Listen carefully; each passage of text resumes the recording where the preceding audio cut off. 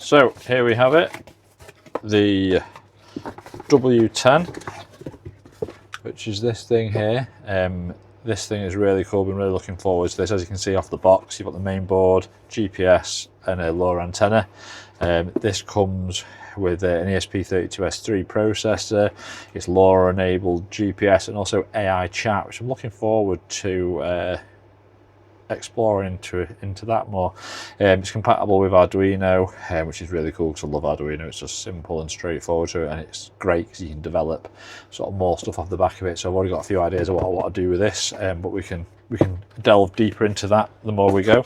And then here we go. Here is the N35.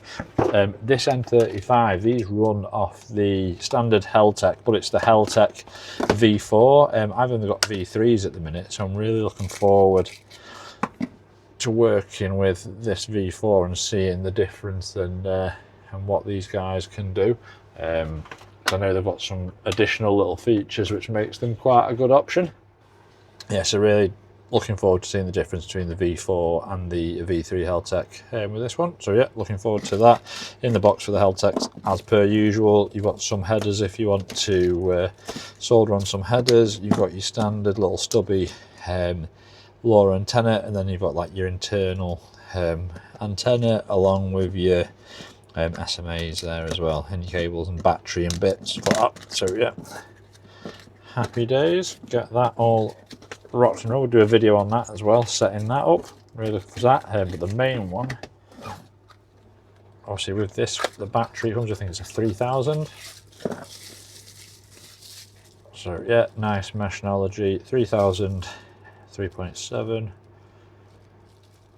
Happy days. And then yeah, this is the pièce de resistance. Like, this colour is sick. I think all my devices are now going to be this colour. Like, look at that. How cool. I think it's like midnight blue or something like that. Like, how cool is that? And I just love these. Like, I know they're 3D printed, but they're just really nicely done. They're really solid, feel really good, and just the little form factors of them are great. And once that's got an antenna on it, that's going to be nice and compact and just be really good. Sort of bag node probably or something like that. But yeah, looking forward to that as well. So yeah, look forward to that video. And then this, the LoRa AIoT. So opening it up,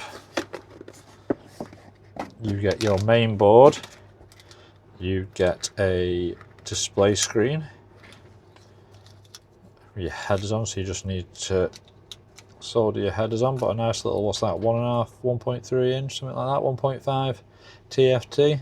So yeah, that'll go nicely on there. So looking forward to that. Might look at if we can get sort of a bigger screen as well for that, that'd be cool.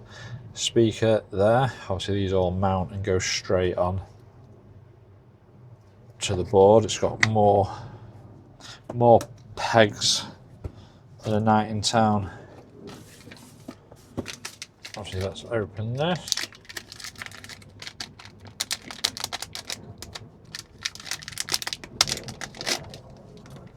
But before we do the board though, obviously charger, not a data cable, a white one. LoRa antenna, nice solid antenna. And then a GPS module. It's a nice, worth it just for the GPS module. GPS antenna frequency 1575.42, voltage 3.5, SGS. Nice bit of kit that, can't complain. And then this is the baby that we want in it. So as you can see here, we've got more GPIOs than we can shake a big stick at. So we have got our, like I say, our LoRa antenna, our GPS antenna SMAs. We've got our ESP32S3 chip here.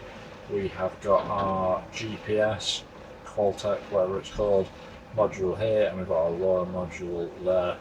Various other little processors and bits and bats going around. We've got some LEDs for LED input. We've got a boot button and a reset button located here and here. We've got ribbon connectors for screens and cameras. We have got, what was this one? This is our battery interface here. Obviously don't connect your battery and engage your LoRa or your radios if you're not screwed in, because you'll fry the baby.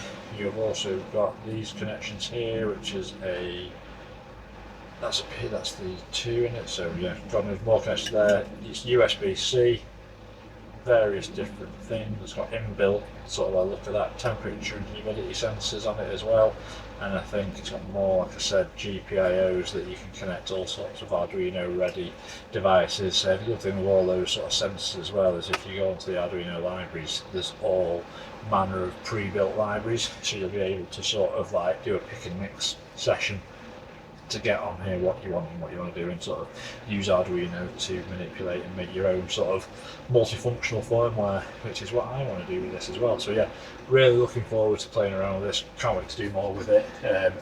Initial impressions are it looks really good. It's got a really nice sort of flash memory on it as well, and with the ability to add all manner of different modules to it, you can make it pretty much whatever you want it to be by the look of it, which is really cool. So yeah, I'm going to ask about some friends of some ideas that I've got for this. I'm going to try and develop as much as I can. If you guys have got any ideas for what you could do with this or what you would do with this, please hit me up in the comments. Please like and subscribe, as it really helps me out and I appreciate it. And check out Meshnology. They're a really good company. The interactions that I've had with them to now have been really nice. Can't argue and can't thank them enough. Yeah, look forward to playing around with this more. Peace!